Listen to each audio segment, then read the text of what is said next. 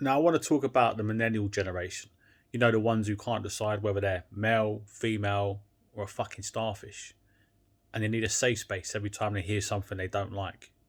Now, you might be looking at this generation, like me and everyone else, and wondering, what the fuck happened? Well, I'll tell you what happened. Socialism happened. You see, socialists and communists have been trying to take over the West for a very long time now, except they don't have the manpower for a traditional overthrow, so they're doing it via infiltration. Take the Fabian Society, for example.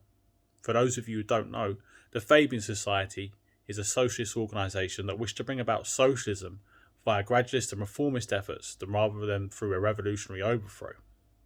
Their coat of arms is a wolf in sheep's clothing.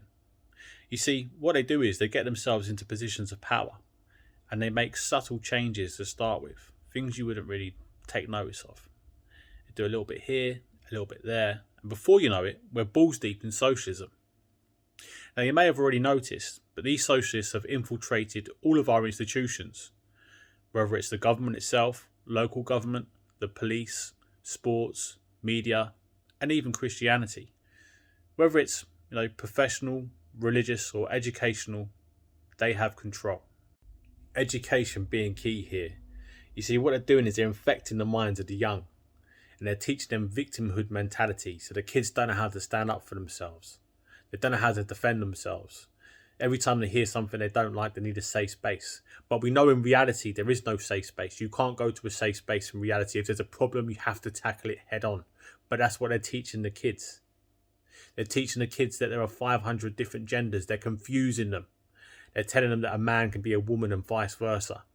But they do this to break down the nuclear family unit, the very glue that holds society together. You see, it's easier to take over a generation and control them if they're reliant on you. It's easier to take over a generation that don't know who they are. It's easier to take over a generation that are confused.